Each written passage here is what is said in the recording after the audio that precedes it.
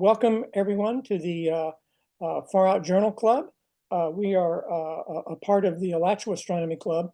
My name is Terry Smiljanich. I'm a former president of the club, and Rich is also, believe, a former president a few years ago.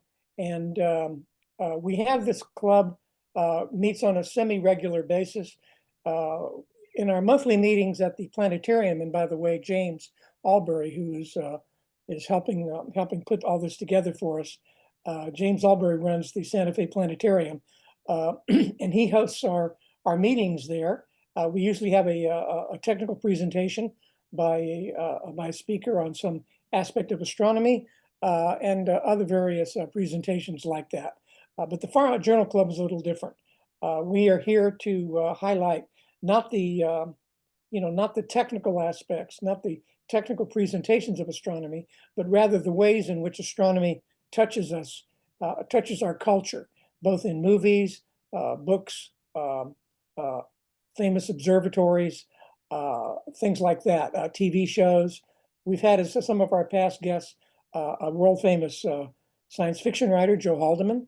We've had James Albury, who's runs his planetarium and has held high offices in planetarium associations. We've had Tim Russ, who was an actor in the Star Trek series. And last time we had Emily Levesque, a professional astronomer who's written a book called The Last Stargazers about visiting different observatories and what that was like. Tonight, we have as our guest Dennis Coyce, executive director of the Yerkes Future Foundation, where he is in charge of the Yerkes Observatory in southeastern Wisconsin. The Yerkes Observatory, of course, houses the world's largest refractor, 40-inch refractor, and of course we'll be talking about that. And before we get started, let me go ahead and before I introduce our speaker in more detail, we have a very short video that was put together by the Yerkes Future Foundation, and it features Dr. Amanda Bauer, who is director of astronomy there at the observatory, and it's a quick introduction to the observatory, a little bit of its history, and will allow us, when we start our interview here and our conversation, to get right into it and not have to cover some really basic territory. So, Rich, whenever you're ready, go ahead and show us all that video.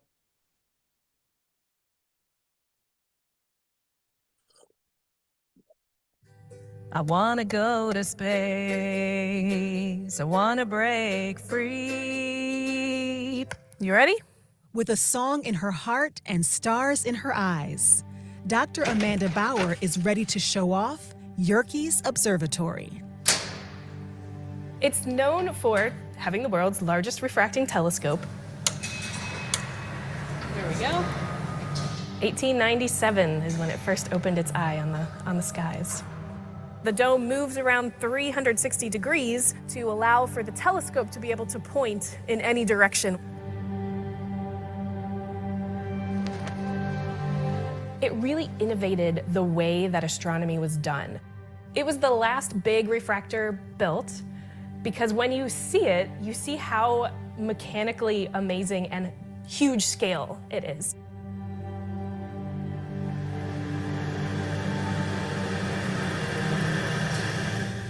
The entire observatory floor, at 90 feet wide, serves as a giant elevator, the largest in Wisconsin, lifting astronomers up to the Great Refractor Telescope and into the heavens. There's a magic to it in using it. It's so hands-on that just takes you to a different space.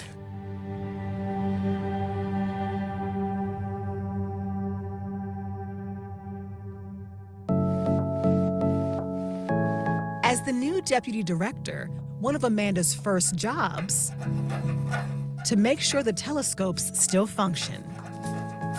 They hadn't been used in 5 years, and I hadn't used a refracting telescope in a while, so just kind of getting my hands in there and seeing if it worked. Okay, looks good. You know when you wake up and you're like, oh, and you creak? That's what the telescope was doing. pretty spectacular. It was like understanding the magic that people have been seeing for generations. Amanda also provides this stargazing station a first. I'm the first woman in 125 years who has been the head of science here in this observatory. She hopes to expand her own horizons with further research. My area of expertise is galaxy evolution.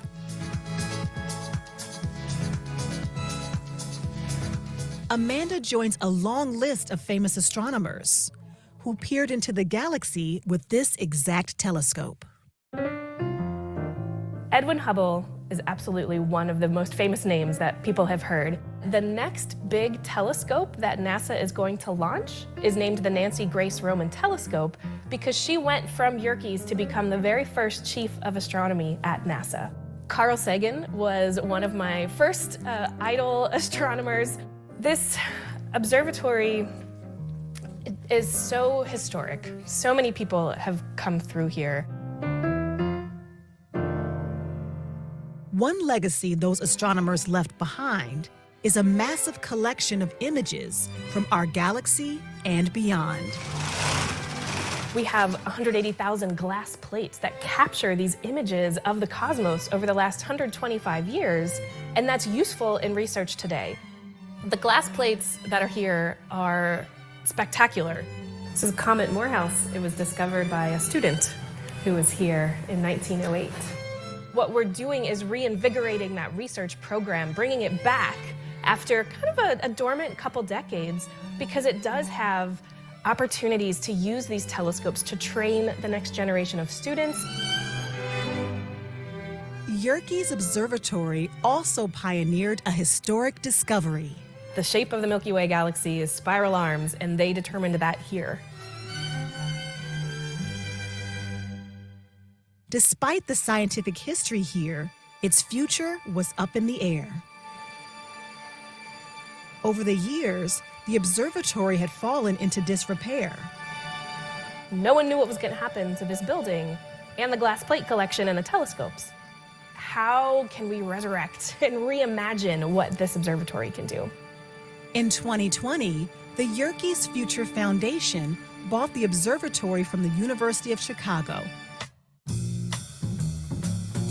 The modern day purpose of this observatory is really bringing research, art, culture, a cross-disciplinary approach to big ideas. So tying that art and science together in every facet of what we do is pretty fun. It's pretty unique. You can come here and get a sense of the magnitude of what was undertaken and the types of discoveries that were made over the last 125 years. You get to see the biggest refracting telescope in the world. You get to hear these stories come alive about what has happened in this building. And you might just encounter a ukulele-playing astronomer who reached for the stars. I want to go to space. I want to float free. Help me escape the force of gravity.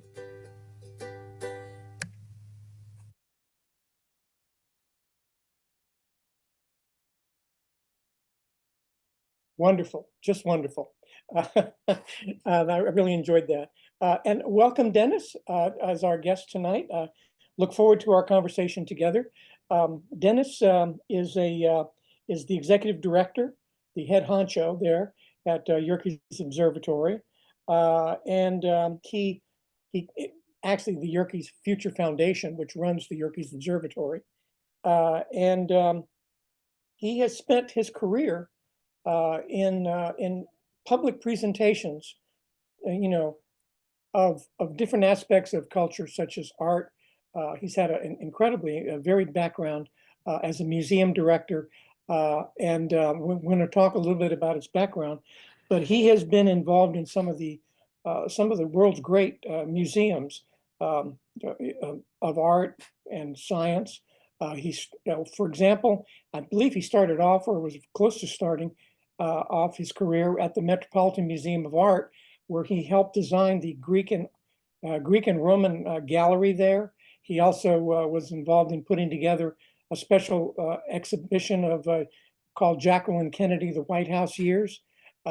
He went from there. He was at the Arthur M. Sackler and Freer Gallery in Washington, which is considered, I believe, one of the has the some of the most famous collection of Asian art in the world. And he helped put all that and helped organize and keep that one in good shape. He's also run museums in places in Texas and in Milwaukee, Massachusetts, and now Yerkes Observatory. So Dennis, welcome to our club.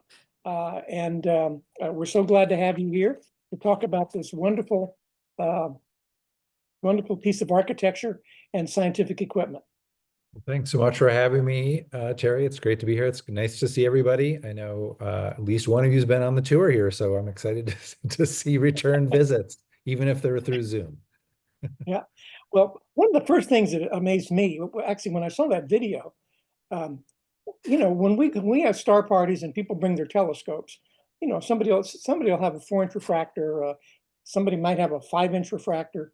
If somebody's really industrious, they might go up to a 6-inch refractor. You get larger than a 6-inch refractor, and it's not really a portable telescope. The 6-inch refractors are big. Of course, reflectors can be 10 inches, 12 inches, on up to after about 18 inches, it starts to get kind of unwieldy. But I'm trying to wrap my head around a 40-inch refractor. I mean, that just seems, that's, you can't even see my arms, but that's a clear glass lens this big. I can understand you can take a glass and polish the surface and put some silver on it, and you can make it 200 inches, you can make it 400 inches, you can make it almost as big as you want. And it's also sitting at the bottom, so it's not that hard to engineer. Yes. But you take a 40-inch lens that must weigh, how much does that lens weigh? Any idea? I believe it's several hundred pounds. It's a little less than you think because it's fairly thin through a lot of it, but it's still a big piece of glass, and it was really pushing the bounds of what they could do with glass casting and glass polishing in the 1890s. I mean, it was, think back to Brooklyn Bridge era technology, and still rippled windows on a lot of construction and period, and they were making this gigantic cast glass lens in Paris that ended up here in Wisconsin.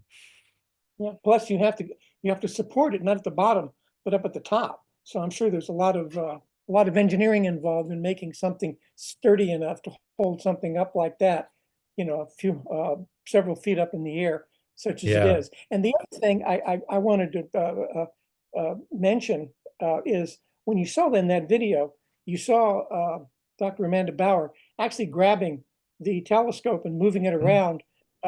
It seemed to me like the world's largest backyard telescope. I mean, that's what it feels like sometimes. I think it is a gigantic piece of equipment. I mean, the body of that telescope is the size of like a Gulfstream jet. I mean, it's a huge piece of equipment, and it weighs many tons, but it's so finely balanced that one person really can move it by hand. And so we're actually in the process of, we're going to be soon restoring it. We're taking all the sort of machinery off and all the sort of later additions and really returning it to sort of a fully hand-operated telescope. And so when people come here at night and do night programs with our staff, that's what they're doing. They're moving it by hand and just using a spotting scope to find what they're looking for. And now observatories are named after usually notable honorees, benefactors, George Hale, people like that. Yerkes must have been named after some really honorable person that Chicago loved, right? The University of Chicago. That seems like a leading question, Terry. So Charles Yerkes was widely considered Chicago's most hated man. He was really, frankly, a pretty awful human being. Was sent to prison for fraud earlier in his lifetime. Abandoned many spouses and remarried, and would build mansions for his new wives down the block from that of his prior wife. But a great success in business, and he wanted to redeem his name in Chicago by funding an observatory. One of many things he tried. He never really worked his way into polite society, but we got a great observatory out of it. So that part we're thrilled about. Yeah, that's right. Well, in spite of all his sins, he did one good thing toward the very end. That's true. Well, Now, great thing for astronomy. yeah. Now, as the director, executive director of the Yerkes Future Foundation, and given your career in public presentations and meetings and things like that, museums, let's talk about how you get to be where you are. When you were growing up, what did you want to be? Honestly, I didn't figure any of that out till I decided I wanted to work in museums. I was one of those kids that was terrible at school and really disliked going to school and avoided it at all costs. And the only time I liked going to school is when we took a field trip to a museum. And so I grew up actually in Milwaukee, not far from here, and went to the Milwaukee Public Museum, which has one of the great collections of dioramas historically and a great museum collection. And so grew up going there and finally realized somebody must make those things, somebody must work in those places. And that finally got me going and got me interested in what I was going to do with my life. So through a series of happy accidents and some wonderful mentors and kind people, I've gotten to have a wonderful career in a lot of different institutions. But ultimately, all of those stops, whether they were art museums or natural history museums or sculpture parks or sort of children's museums, they're all about trying to sort of connect people to big ideas and create that sense of wonder that you once in a while will get from going to a museum or a great exhibit or seeing something amazing. And that sense of wonder is a really rare thing. And one of the amazing parts about Yerkes to me is just that it kind of inspires that to almost everyone that comes just through the amazing stories and the architecture and the telescope and what's happened here. And so once you get people there, suddenly they're open to like learning things that they didn't think they could learn or were interested in. And so Yerkes has just been, of all the places I've been, probably the most amazing opportunity to create something for visitors and for the public that tells stories. What was your degree in? My undergrad degree is in museum design. So I actually found a program for that at the University of Wisconsin and then got a graduate degree from New York University in basically the same field, museum studies. Right. Sort of some business background. So I know just enough to be dangerous. So when you're first given an assignment to present, whether it's Greek and Roman art or Asian prints or whatever it is, how do you go about figuring how to make it accessible to people who aren't experts in that area? What do you do to, or what are the factors you think of to make it interesting and accessible to a person who doesn't know anything about it? Oh, I think the beauty of the bizarre career I've cobbled together is it's been entirely based on not being an expert at anything. So I'm the great proxy audience for everything that I work with and have done. And so it's just having that sense of curiosity that I think, so many people who are interested in astronomy have, to look out at things and wonder and to, sort of want to understand more about something you don't know much about. And so I am just always a proxy for the audience, for the people who are going to come. And so, you get to work with these amazing curators at the Met or the Smithsonian or wherever, and they're the foremost experts in what they're doing.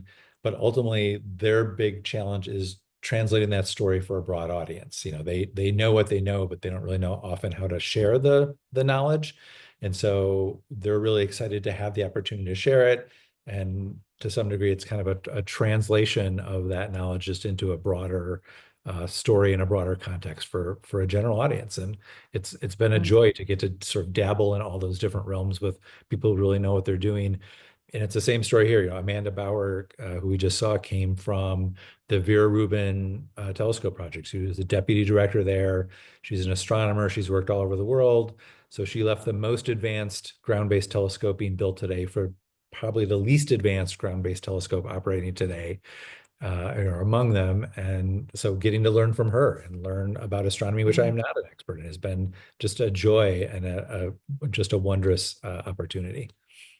Yeah, I bet it is. And Yerkes, of course, the observatory building itself, it defies being described as a laboratory or a place where scientists work, because it's a work of art in itself. I mean, when the few observatories I've been to, including some large ones, they're rather, if I can say, sterile. everybody's in a control room looking at monitors, and the big telescope is out there on the floor, going around by itself, being guided, and there's very little warmth to an astronomical observatory. But Yerkes stands out as a complete exception to that. Isn't that true? It really is, yeah. I think that video communicated a little bit. It's a really interesting piece of architecture by a well-known Chicago architect. It's kind of fanciful in its decoration. It's pretty over the top, and that's reflective of the gift Yerkes made to support it, which in today's dollars was about $27 million. So in 1895, when the university started construction, they had almost unlimited resources and an architect who had a pretty fanciful vision. And so there are, gargoyles and star motifs and all the signs of the zodiac. And Charles Yerkes himself is depicted throughout the observatory in multiple ways as either the devil or Satan. He's depicted with horns, he's depicted with pointed ears. And that was his reputation. And the people who made the building, who did the terracotta work, knew who he was, and his reputation preceded him. And so he's baked into the building, and not in a flattering way. So it's a pretty amazing place.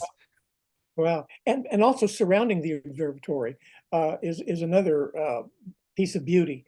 The landscaping there. Tell us about that and who designed it, and what it includes. Yeah, so the landscape around the observatory is historic in its own right. It's a landscape. It's 50 acres of land designed by the Olmsted firm, which is the firm that descended from Frederick Law Olmsted, who's probably America's most famous landscape designer of Central Park in New York, the U.S. Capitol grounds, master plans for Buffalo, Chicago, the Milwaukee Park system. I mean, almost every state has an Olmsted landscape in it. And so in addition to restoring the telescopes, the science mission, the observatory building itself, we're also restoring the landscape. And so that's, taking out hundreds of trees that aren't the trees that should be where they are, planting trees that go back to the original Olmsted plans, and updating those plans for kind of modern science and modern, sort of landscape design and planning and ecology. But so that it's its own thread of this project on top of everything else. It's a pretty amazing landscape. Wow. Now, the telescope itself, the 40-inch refractor, I know there's other telescopes there, but the main attraction, the 40-inch, it's not just a museum piece. It's a working telescope, isn't it? It's still functional, as Amanda was saying in the video. It's taken some work to get it back into full operation, but we now use it at every opportunity. We have the public in to do viewing nights with an astronomer, and it's a beautiful experience. I mean, it's really the poetry of astronomy that I think attracts so many people. Looking through that telescope and seeing light that has traveled, hundreds of millions of light years to end up on the back of your eyeball is just a beautiful experience, and has no, sort of real research purpose at this point, but it really is like a poetic and I think for a lot of people, a transformative experience to look through it. And, even as old as it is, 125, 127 years old now, to, our understanding, we're still doing our research, but it's probably certainly among the top 5 and probably in the top 3 telescopes in size that the general public can access, so that someone can just sort of walk in off the street and actually use. And it's a pretty magical experience. Let me get this straight. I could go there with arrangements and all, but you have public viewing where a person can stand behind the back end of that 40-inch refractor and look through an eyepiece at an object in the sky. Terry, we have to raise a lot of money, so we are happy to charge people for that privilege, but that is absolutely what we allow people to do. And I'm going to buy me it's a great experience with an astronomer. I mean, you're with an astronomer who actually knows their stuff and is great at sharing that knowledge with the public. So it really is it's a wonderful experience. We do it as much as we can. Well, buy me a ticket. I'll buy me a ticket. And now tell us about, as an active telescope, what are some of the projects that it has worked on, and what's planned for its future? Oh, I mean, it's, in its history, I mean, it is involved in everything from, sort of the star classification system to, as Amanda alluded to, sort of calculating the shape of the Milky Way. You had Chandrasekhar here doing early work on black holes. You had Gerard Kuiper here doing early mapping of the moon using that telescope. The very first atlas of the moon was published based on a lot of Kuiper's work here. You had, Carl Sagan sort of studying under Kuiper, the two of them plotting while at Yerkes to detonate a nuclear device on the moon. That was a government project that was classified for a long time that's since become unclassified. That was cracked in the halls of Yerkes, strangely enough. Just amazing discoveries and amazing science that happened here. And so, it's got this incredible legacy. And so we're trying to really think about how do we stand on the shoulders of that type of legacy and do something that's meaningful for astronomy and for science writ large. And so, the science writ large we'll talk more about, and that's really the broader mission of Yerkes.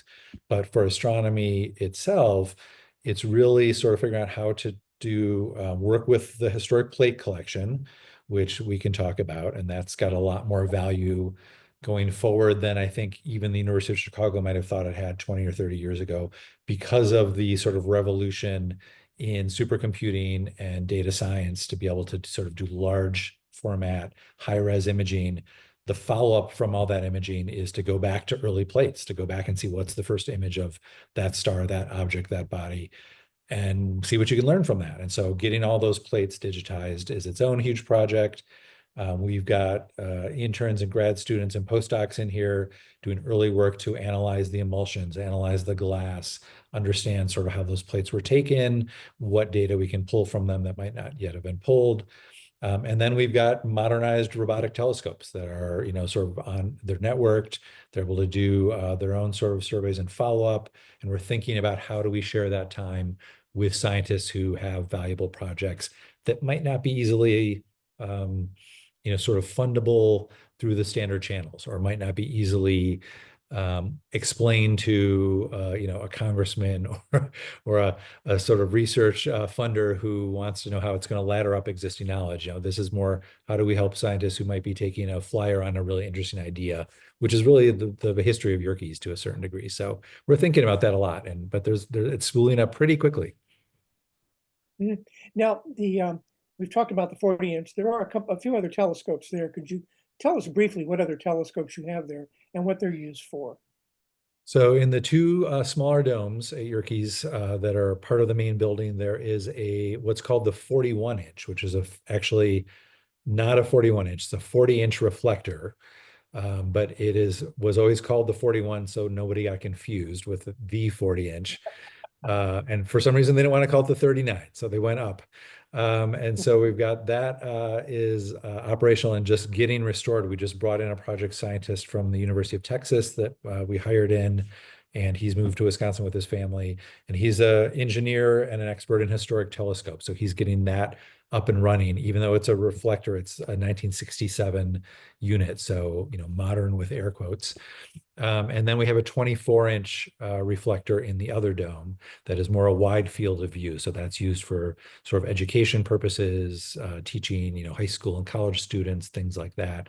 And then we have a sort of small solar unit. We've got a bunch of sort of modern smaller telescopes, and we're thinking about what we will do to install a sort of public observing deck with a roll-off roof in the coming years out in the landscape. So that might be something like a 1-meter plane wave or something in that vein. So we're sorting that out now.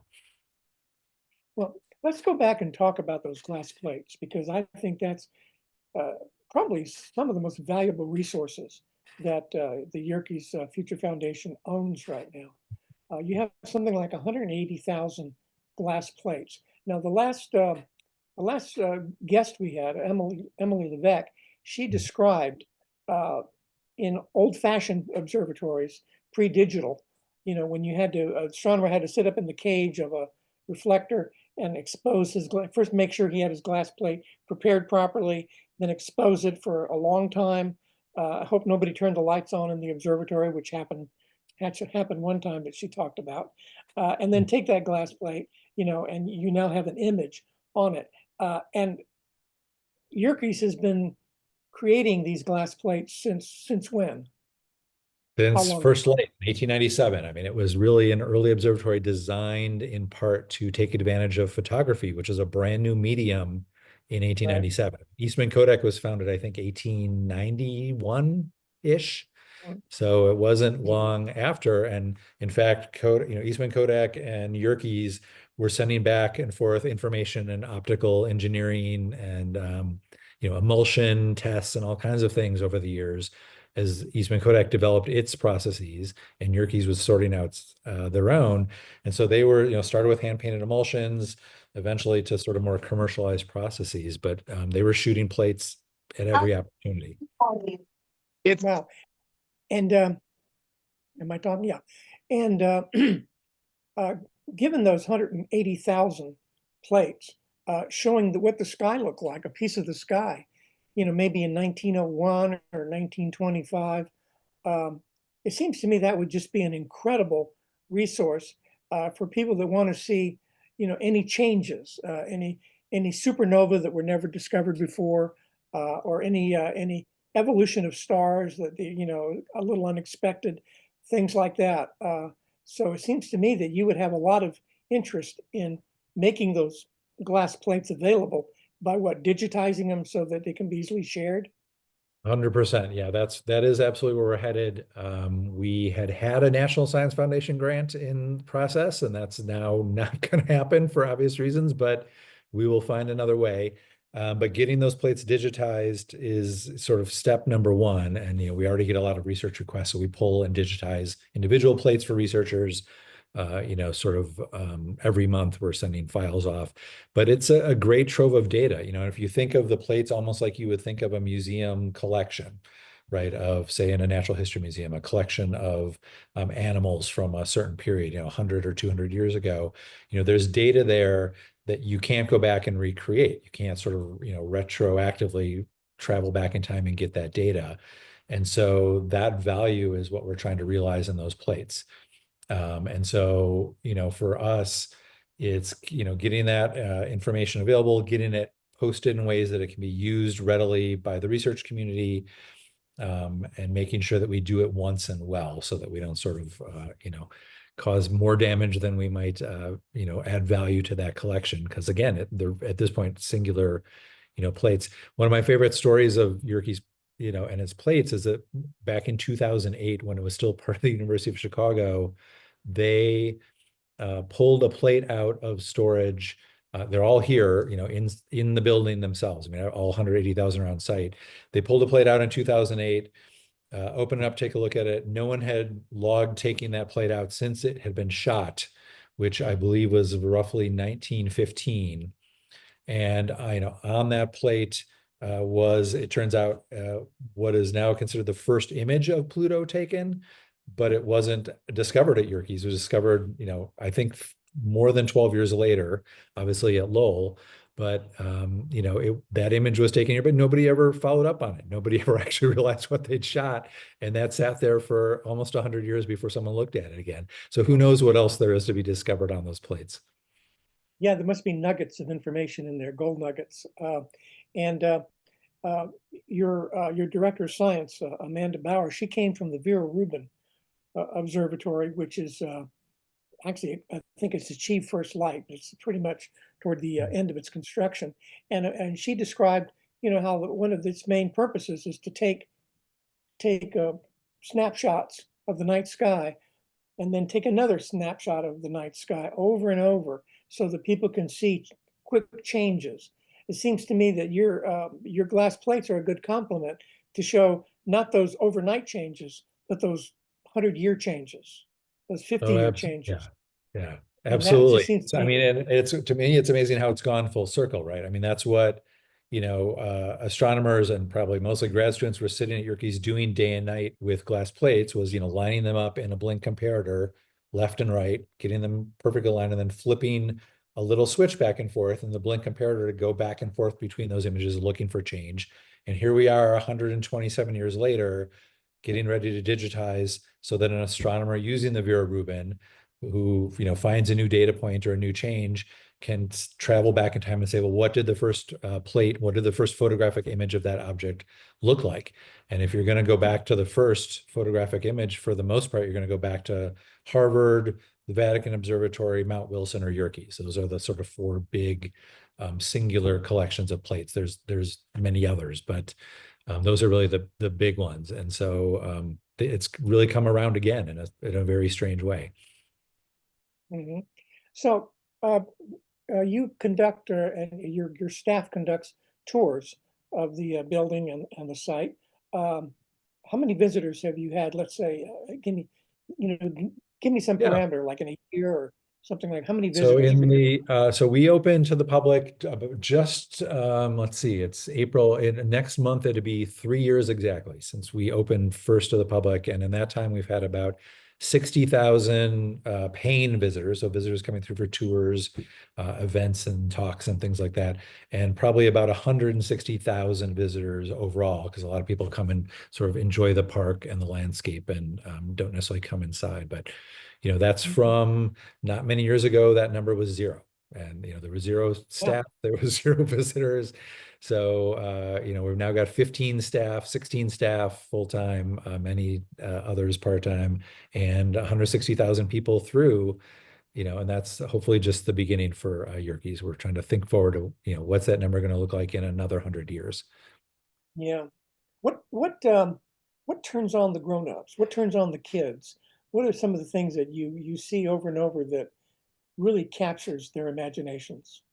To me, the thing that amazes me, I mean, people love, they love to understand science, and astronomy is, for a lot of the general public, a pretty opaque pursuit. They sort of get, they sort of know little nuggets, or they've heard little stories or tales, but they don't really fully grasp some of the, scales of time and distance, and sort of the compression of how little we knew 100 years ago and how much we know now, and then the sort of expansion of how much we know now and how much we actually don't know relative to what there is to know. And so, getting them engaged with that in a way that they can comprehend is just sort of, you see people's eyes light up and they get really excited. So I think that's one facet. The other thing that I'm always entertained by is people really love understanding the astronomers and sort of famous names in astronomy as human beings, and so coming here and being able to, see the office, Chandrasekhar worked in, or understanding, the time that Carl Sagan spent here and the complaints he had about how hot the attic was to sleep in where the dorms were. And, just hearing those sort of personalized stories, people really, I think, take away a sort of a level of appreciation that they didn't necessarily arrive with. And your job is to tickle their imagination, isn't it? That is it. I mean, we're we're a working observatory, but we are also, our mission is about connecting people to big ideas and helping them understand sort of their own place in the universe, and through understanding themselves, helping them to understand other people around them, more fully as humans. And so it's a pretty broad description of a mission for an observatory. And so, that piece of it kind of manifests through some of the other things that we do that aren't astronomy per se, but are inspired by astronomy or the history of the site and what has gone on here, and sort of what can still happen here. Yeah. Now you've mentioned some of the scientists that did work there, such as and scientists that some people know, but that aren't everyday names, like Chandrasekhar, Mhm. Kuiper, people like that. But I'm sure the one visitor you've had, he wasn't a working scientist at the observatory, but probably the most famous visitor you ever had was back in the 30s, I believe, or 20s. Uh, This is true. Yeah, 1921 is yeah, when the first. right after he was the headline everywhere for the confirmation of the of gravity bending light, and we're talking about, of course, Albert Einstein. Tell us anything you know about that visit you can share with us. Yeah, absolutely. So he came to America to defend the theory of relativity in a series of talks at Princeton in that year. So this was May of 1921, and it was his first visit to the United States. And so during his visit, he asked to see two things specifically. He wanted to see Niagara Falls, and he wanted to visit Yerkes Observatory. And so he came to Yerkes up from Chicago, met with the staff. That photo that was shown in the video is him sort of standing with a great refractor. The astronomy staff and a lot of the women in that photo were the calculators who were doing all the math and calculations behind the science that was happening at Yerkes, which is a whole separate thread of stories that we're working to sort of research and tell here. But so he was here for a day, and he got to, sort of spend the day, meet the staff, sort of had a real presence. And that story has become local legend to the degree that when I came on as director, as the first employee of the new Yerkes, I would go get a sandwich somewhere and they'd say, oh yeah, Yerkes, like Einstein ran that place for 10 years, didn't he, or something? And it's like, no, he was there for a day. Like literally it was one day in 1921. Yeah. But Yeah. that's how big that story has become. Right. Now, well, we're almost finished here, and then we'll have questions from the audience. There's a quote from a movie I love called The Right Stuff, in which they're talking about getting enough money to go into space. And one of the characters says, no bucks, no Buck Rogers. But it brings up the fact that one of your main jobs is fundraising, getting the bucks so that the telescope and the observatory and the grounds and everything can be kept, maintained, and used. And a lot of your career, I think, really has been as a museum director. One of your main focuses, I'm sure, has always been getting people to donate. Getting some benefactors to show up. What can you tell us about that in terms of what have you found your best approaches to be to get a benefactor to pony up some major dollars? What do you? Well, How do you approach? Terry, I'd be happy to ahead. tell you those inside stories if you'd like to make a small donation to your. No, I'm just kidding. So, um, it is a big part of my role, and so I used to joke when I took over the Milwaukee Public Museum as the president there. There were all these great paintings on the wall in the hallway where the president's office was, of the prior presidents of the museum doing things like down in Africa collecting specimen birds. There's a painting of a former director shooting a lion on safari for, to collect the lion for the museum. And so I always joked like I was going to have my portrait painted someday asking somebody for money over a Caesar salad. Like that was the sort of modern equivalent of the great directors of the past. It's a need. And so, everything we've done at Yerkes so far has been done with private donations. So far we've raised about a little over $30 million in 4 years towards what ultimately is probably about $106 million campaign. So there's a long way to go. And but on the flip side, it's also the easiest fundraising I've ever done. No fundraising is truly easy, but this place is beloved by the local community. It's located in a place that is to Chicago. We're on Geneva Lake, which I can see right outside my window. And Geneva Lake is to Chicago what Nantucket is to Boston or the Hamptons are to New York. It's sort of where Chicago wealth landed. So all the first families of Chicago, the Wrigleys and Maytags and Schwinns and Morton Salt and all those folks ended up building homes around this lake. And so those families have been here for generations, want to see Yerkes mean something in the future, have been part of its past. And then it just sells itself. People love the mission and love the vision of bringing together art and music and culture and science and astronomy in a way that I don't think any other institution really has done particularly effectively. And that has really resonated with people. And so we've had great success with fundraising. Fingers crossed that will continue. I've seen a lot of ups and downs in the economic cycles over my career. So donations wax and wane, but as long as the mission and vision is there, I think people will get behind it. And so we've been really lucky. Excellent. Well, the proof's in the pudding. I mean, you have a beautiful building. It's been refurbished, maintained, and now it's being used as it was originally intended. Plus, attracting people who can learn about the wonders of astronomy, which is what this club is all about. Yeah, So absolutely. I want to thank you so much for being a guest here. I know we have some questions from the audience. And before I go, I want to also mention that one real benefit guests get when they come on our show is they get a speaker's mug, coffee mug, with Awesome. inscribed with the date and everything. And so we'll be sending you a speaker's mug, and I you can appreciate put it that. on. I will display that proudly here at Yerkes Observatory. So you guys will be well represented. And I want to thank Rich for being his production capabilities and putting all this together. And of course, James for providing us the Zoom facilities. Now, I think I'm going to turn it over. Rich, have you been keeping up with any of the questions or questions you might want to ask or other people? Yeah, Rich? what I'd like to do, just maybe go down the list. From Dave Royce, we have with Yerkes being on the National Register of Historic Places, did that levy any requirements and how you went about the restoration? That is a great question, but it is actually an incorrect assumption. It is not on the National Register, and intentionally so. So we elected to not pursue that kind of registration or historic status until after we've done the restoration. In part because we want to respect the history and legacy of the building and the architecture. So everything's being done to a very high standard.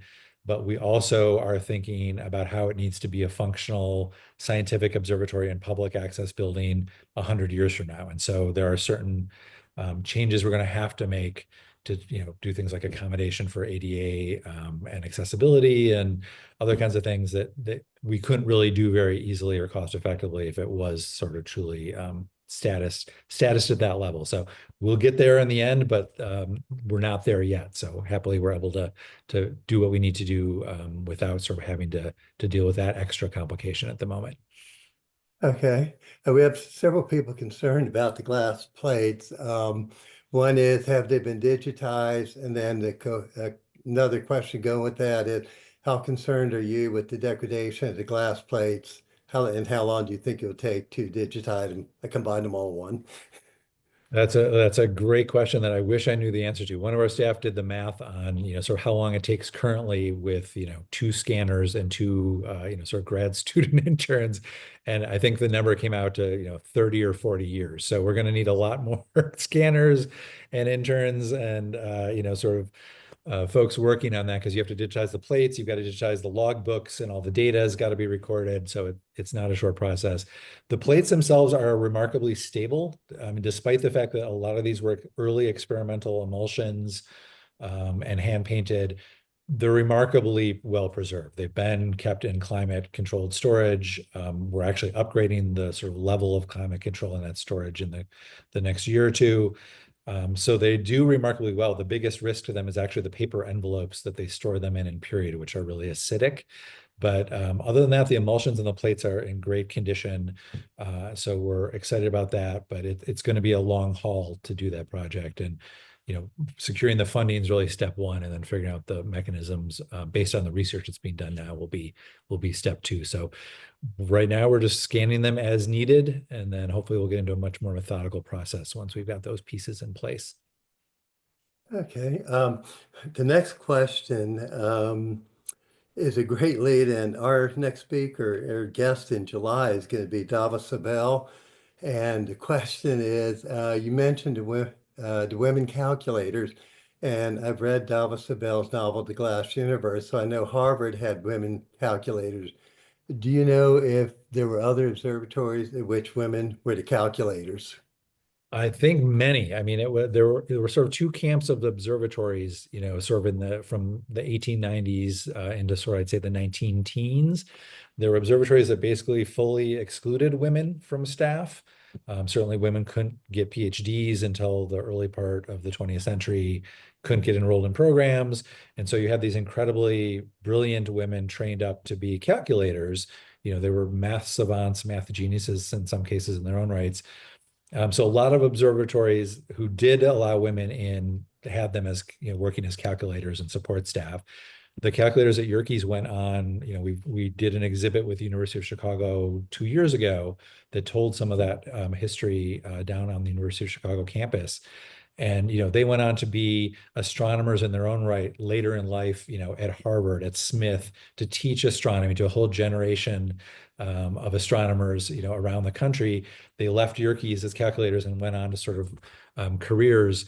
But early on, that was as high as you could go for about 20 years in observatory. So I don't know the specifics of which did or didn't, but if there were women working on staff, more often than not, the math was being done by a group of women calculators. Okay. I Great suspect speaker, by next. the way. I want to log in for that one. That book is fantastic. Okay. This question, I think, is from somebody who might be planning a trip. When is the restoration planned to be done, and how long will the telescope be out of service? How old is that person? Because if they would like to be alive to visit Yerkes, Yeah, well, because I they happen to not know wait him. for the restoration to be done. The strategic plan we just completed is a 10-year plan, and that gets us to what we think will be the end of the core set of steps needed to sort of be fully operational and fully restored. And I guarantee you, when we get to that point, A, that will not prove true because things will come up and problems will arise. And B, we'll have to circle back to things we restored 15 years prior and restore them again. So it's going to be an evergreen project. The next couple of projects up for us are building an education and visitors center. The restoration of the observatory itself is seasonally, it happens every year. So there's work done every summer on, the facade, the bricks, putting a new roof on, replacing skylights. We just cast 5,000 hand-pressed bricks in England from Chinese clay that are going to be containerized and shipped to the United States to match the facade bricks of the observatory, because nobody in the United States makes hand-pressed brick anymore. Unfortunately, they're also going to now have a tariff attached, so that's going to be its own problem. But there's an incredible array of projects and contractors and expertise that are coming to bear on this. So it's a long, long haul. So don't wait, come now, would be my advice. Okay. But Terry, I'm going to turn it back to you. And I think, unless there's any other questions somebody'd like to ask directly. Okay, well, yes, if anybody has any questions, speak up.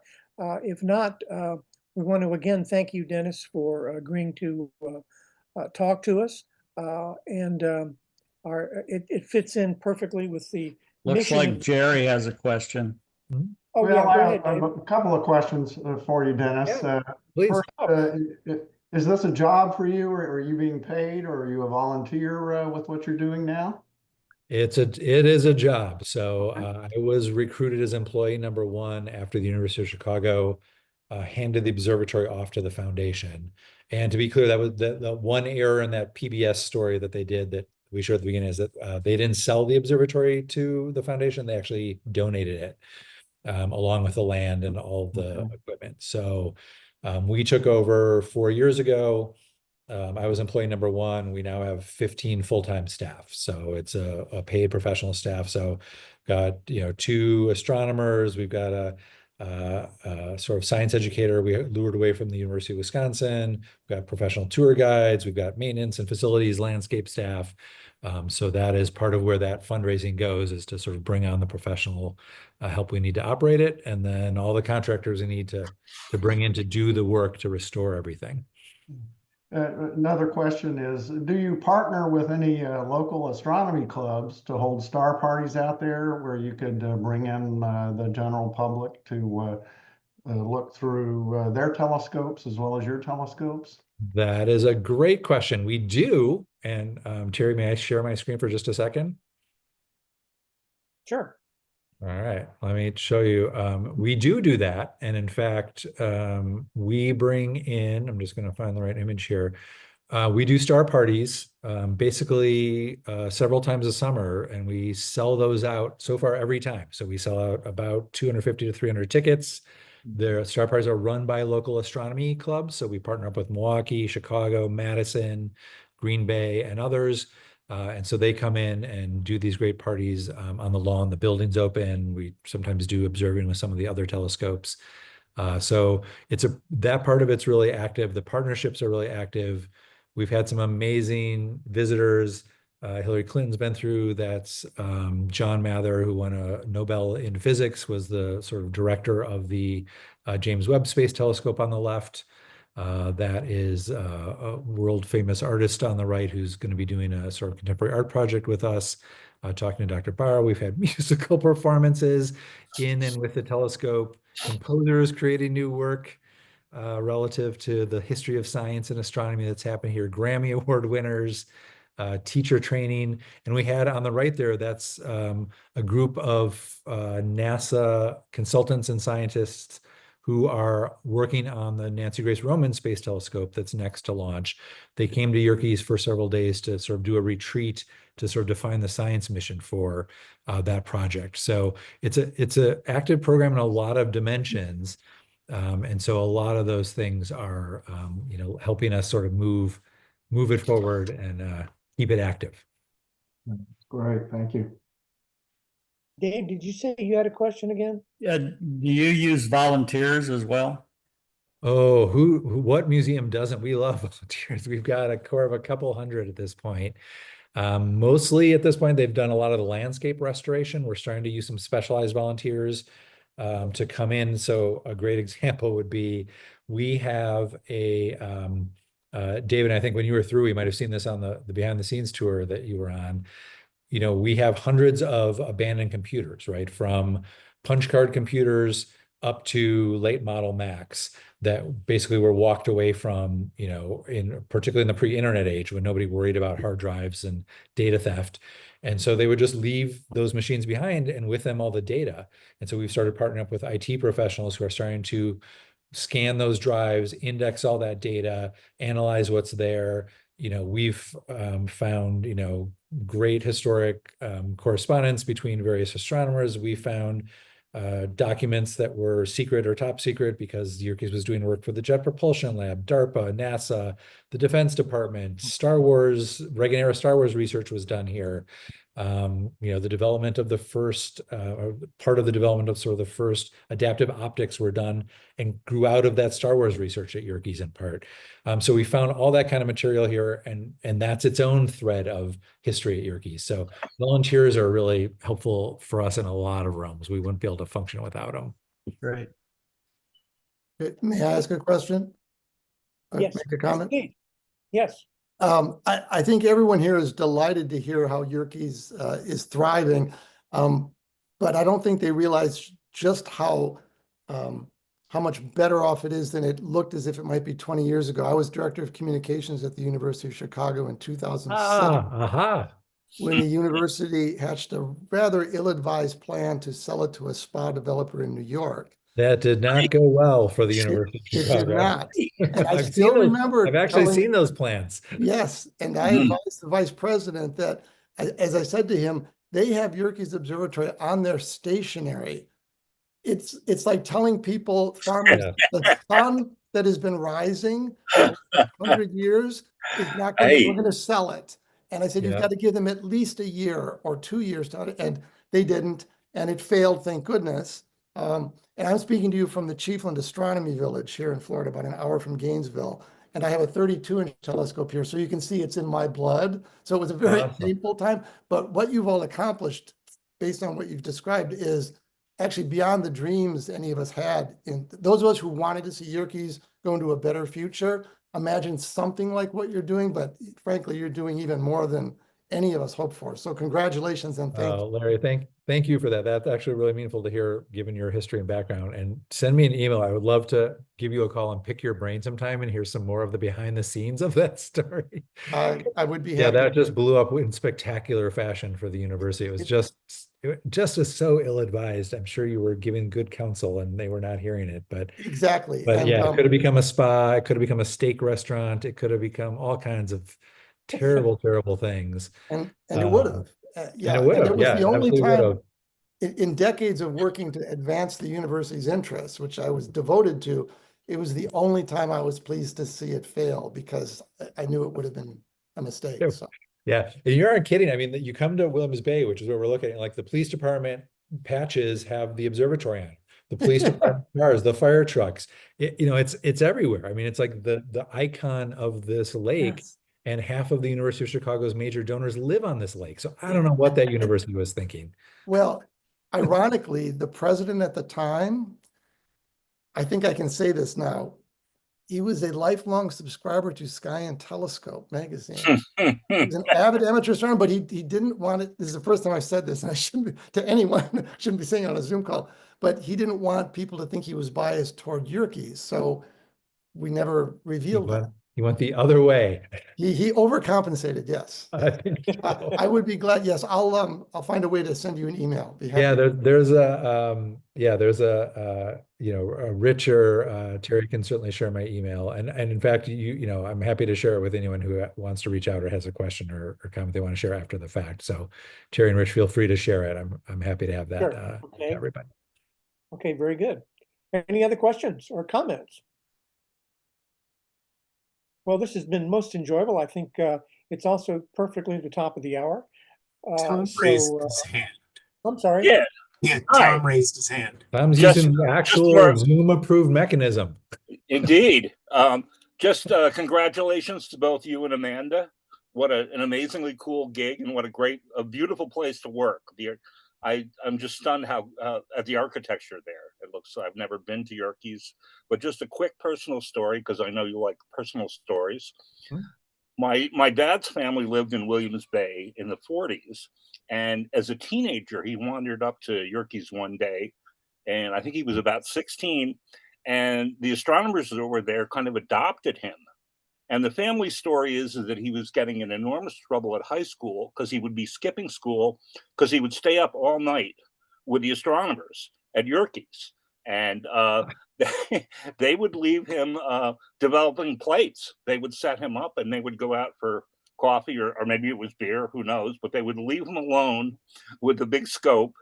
And it was just such an amazing experience for him. And I'm going to come out and visit. I'm 8 hours away in New York State, but it's worth an 8-hour drive to come out and say hi. So it's a great trip. You'll love it. Yeah, we've been getting tourists from just all over the world. Astrotourism has just been ballooning, you know, broadly speaking, which has been a great boon for us. But I love that story, and there's so many stories like that. You know, we've heard versions of that. You know, the University of Chicago grad students, you know, astronomy grad students, funding their education through a pot farm in the woods.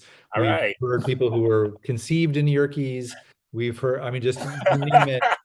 There are an incredible array of stories that have come out of this place. So we're starting to archive and record a lot of those stories. And so please come out and share some of that with us. Thanks for what you're doing. You're doing a wonderful job. Thank you. Oh, thanks. We appreciate the support, you guys.